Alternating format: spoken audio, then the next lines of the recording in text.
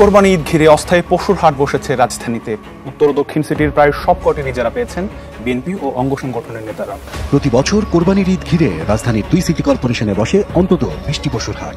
বিগত বছরগুলোতে যা ছিল আওয়ামী লীগ নেতাদের দখলে, আর এখন বিএনপি নেতাদের হাতে।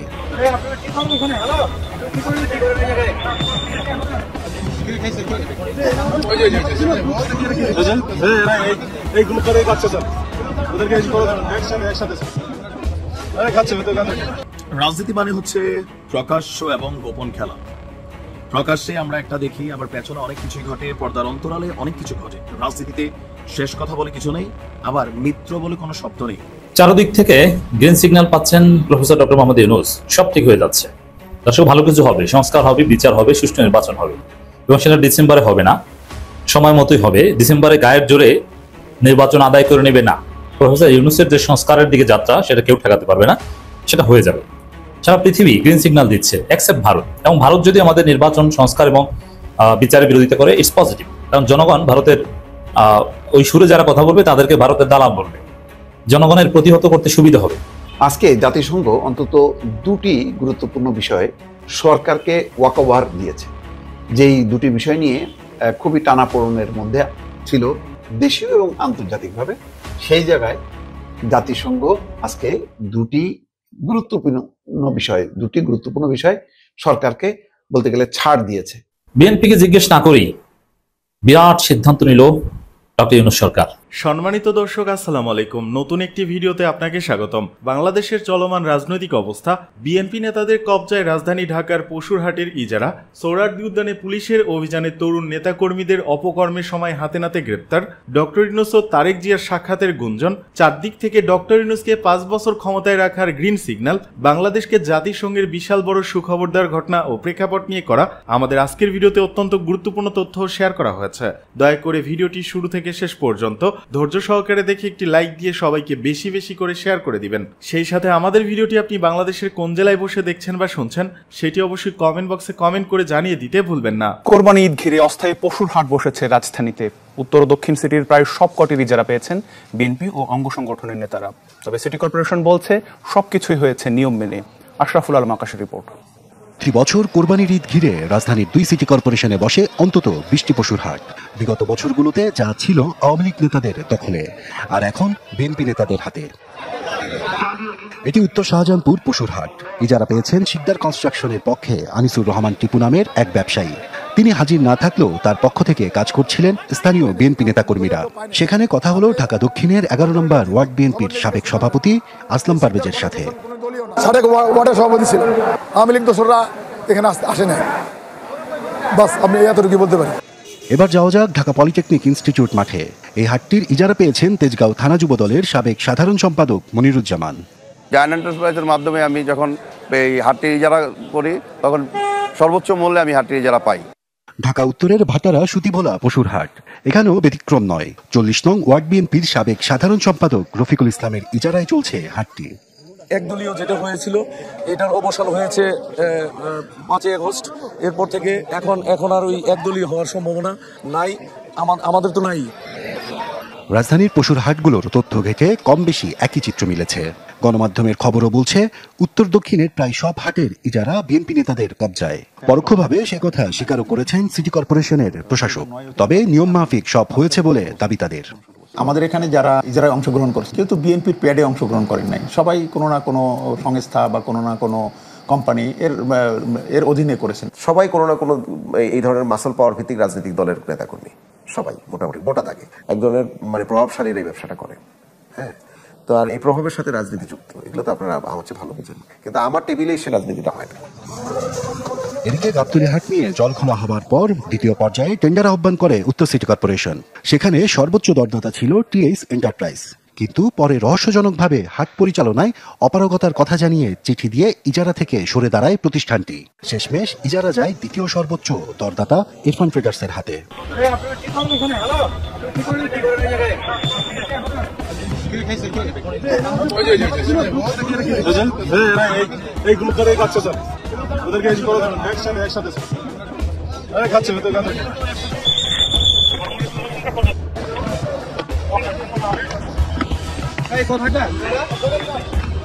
জগন্নাথ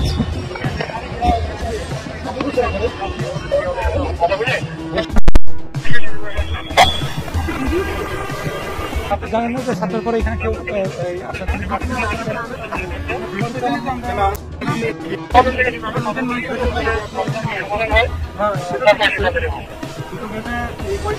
ঘটনা ঘটলো এখানে মার্ডার হলো তার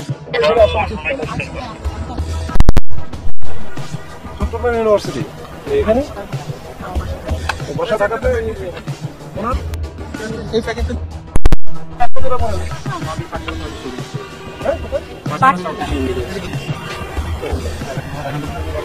এক মাস নাই মানে সিরিয়াল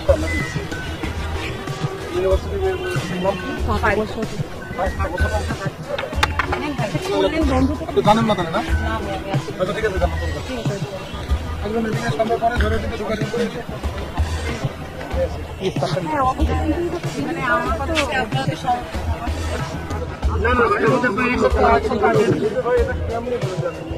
আমি 14 পর আজকে তারপরে সাইডে করছি আমরা আজকেই দেখতে পাচ্ছি আগে তো আগে কিন্তু না দেখে তো না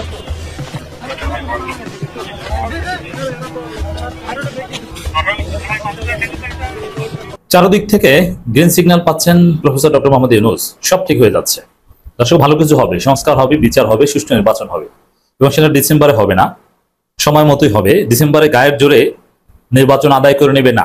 প্রফেসর ইউনূসের যে সংস্কারের দিকে যাত্রা সেটা কেউ ঠেকাতে পারবে না, সেটা হয়ে যাবে। সারা পৃথিবী গ্রিন সিগন্যাল দিচ্ছে এক্সেপ্ট ভারত। এবং ভারত যদি আমাদের নির্বাচন সংস্কার এবং বিচারের বিরোধিতা করে, ইটস পজিটিভ, কারণ জনগণ ভারতের ওই সুরে যারা কথা বলবে তাদেরকে ভারতের দালাল বলবে, জনগণের প্রতিহত করতে সুবিধা হবে। তো দর্শক, সারা পৃথিবী ডক্টর ইউনূসের সংস্কারের পাশে। দ্রুত নির্বাচন নিয়ে কেউ চাপ দিচ্ছে না এক্সেপ্ট ভারত। জাতিসংঘ কিন্তু আমাদের বিপ্লবের পার্ট, মনে রাখতে হবে। জাতিসংঘ সেনাবাহিনীকে সতর্ক করেছিল বলেই সেনাবাহিনী হাসিনার পক্ষ ত্যাগ করেছিল, গুলি করা বন্ধ করেছিল।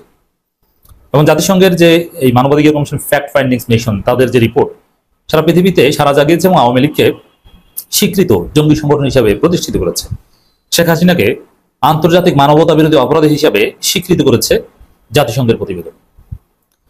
এই জাতিসংঘ তারা বলছে নির্বাচন বাংলাদেশের নিজস্ব বিষয়, এ নিয়ে জাতিসংঘের কিছু বলার নেই।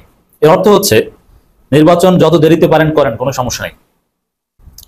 যদি তাড়াতাড়ি নির্বাচন চাইতো জাতিসংঘ, তাহলে ওই ভারতের মতো বলতো যে আমরা দ্রুততম সময়ের মধ্যে গণতান্ত্রিক ট্রানজিশন চাই।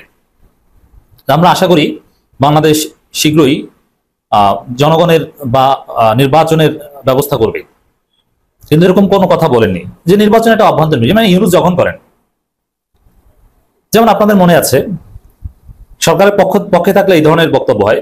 যখন হাসিনা ক্ষমতায় ছিল তখন ভারত, চীন, রাশিয়া কি বলতো, নির্বাচন বাংলাদেশের অভ্যন্তরীণ বিষয়। আর যুক্তরাষ্ট্র বাংলাদেশের সুষ্ঠু নির্বাচন চাইতো।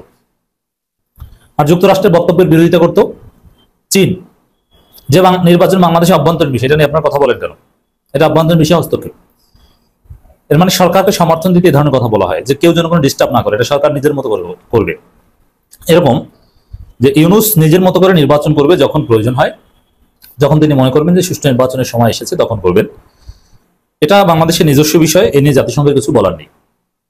আর যদি সংস্কারের সমর্থন না থাকতো, ভারতের সুরে নির্বাচন চাইতো, তাহলে দ্রুততম সময়ের মধ্যে নির্বাচন দেখতে চায় জাতিসংঘ।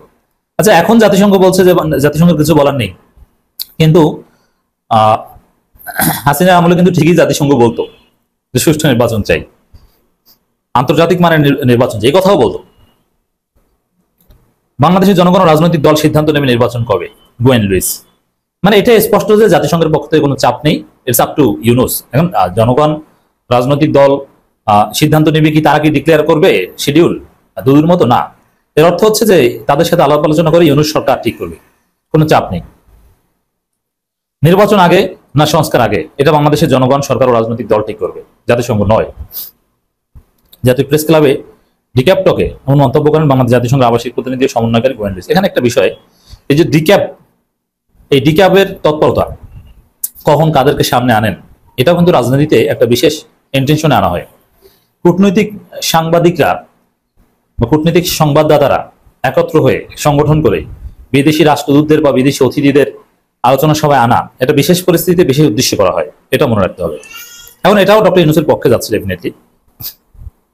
আর বিএনপির পক্ষে আসলে যুক্তরাষ্ট্র নাই, চীন নাই, শুধু ভারত আছে, এটা সালাউদ্দিন আহমেদের একটা বক্তব্য স্পষ্ট হয়েছে। যেমন সালাউদ্দিন আহমেদ বলেছিলেন, নাহিদ বলেছিল যে কিছু দল ভারতের সুরে নির্বাচন চায়, জবাবে সালাউদ্দিন বলেছিল যে কিছু দল যুক্তরাষ্ট্র এবং চীনের সুরে নির্বাচন ঠেকাতে চায়। এর মানে যুক্তরাষ্ট্র চীন ভারতের নির্বাচনের পক্ষে নয়, বিএনপি নির্বাচনের পক্ষে নয়। নির্বাচন প্রসঙ্গে এক প্রশ্নের জবাবে লুইস বার্ন বাংলাদেশের নির্বাচন অনুষ্ঠান বিষয়ে জাতিসংঘ কোনো ভূমিকা পালন করতে পারে না। নির্বাচন অনুষ্ঠানের বিষয়টি রাজনৈতিক সিদ্ধান্ত, বাংলাদেশ জনগণ এবং রাজনৈতিক দলগুলো সিদ্ধান্ত নেবে কখন নির্বাচন হবে।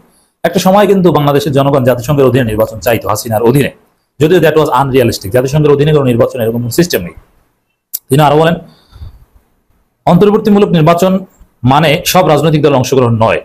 জাতিসংঘের সংজ্ঞা মতে সমাজের সব শ্রেণী পেশার মানুষের অংশগ্রহণমূলক বলা হয়। এটারও একটা তাৎপর্য আছে এই কথা।